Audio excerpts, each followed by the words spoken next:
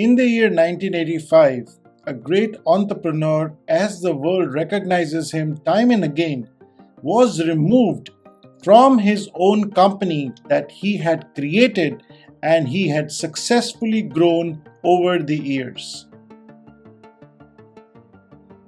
Yes, this great entrepreneur was Steve Jobs.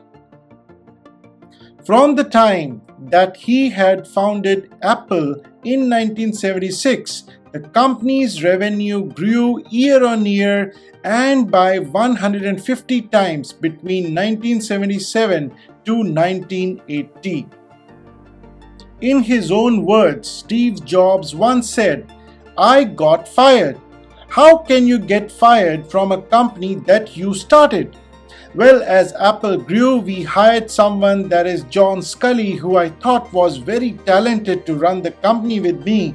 And for the first year or so, things went well. But then our visions of future began to diverge and eventually we fell out. And when we did, our board of directors sided with him. John Sculley served 10 years as the CEO until 1993, when he was forced to step down despite presiding over a revenue increase from $800 million to $8 billion in 1993. Well, the reason probably was that Sculley hadn't been responsible for the development of the Mac and the Mac Office, which had driven most of that growth during his time. But he had the good fortune to make the most of the technology that was created by Jobs, Wozniak, and other Apple developers in the 1980s. Then in the late 1996, Apple, which was saddled by huge financial losses and was on the verge of collapse, hired a new CEO by the name of Gilbert Amelio. However, Apple's board of directors soon became disenchanted with Amelio's inability to turn the company's finances around, and in 1997, they requested Apple's prodigal co-founder Steve Jobs to lead the company once again. When Jobs had returned to Apple in 1997, the company was close to bankruptcy. Revenue had declined 30% with a $160 million loss.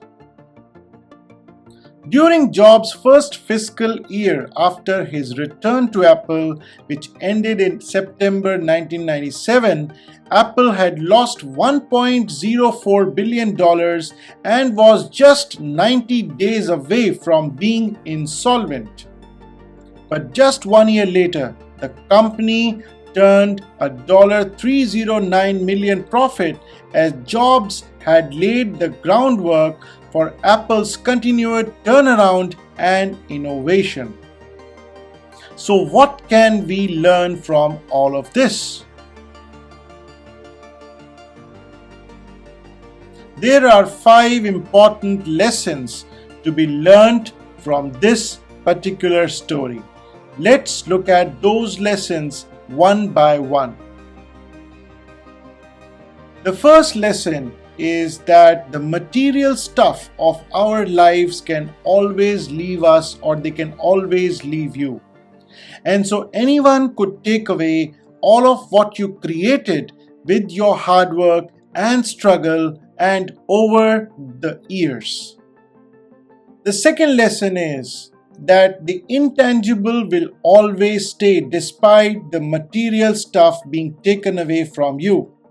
And so no one can take away your most prized asset, that is your capability or your talent or your skill. The third important lesson is that the world knows all the time. So whatever you build with your unique set of talent and capability will continue to succeed and grow even when you are not a part of it. And the world will continue to benefit, and the world will continue to remember your contribution. The fourth lesson is that there is no guarantee.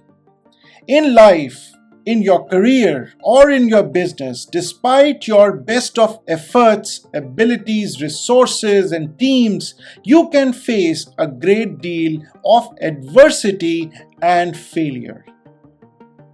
And the fifth lesson, and one of the most important one, is that of renewal. So you can always rebuild what was taken away from you.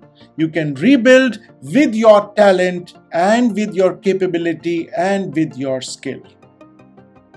I hope you found this video useful.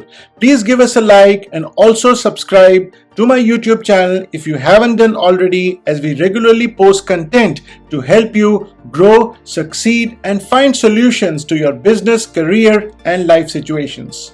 Thanks for watching.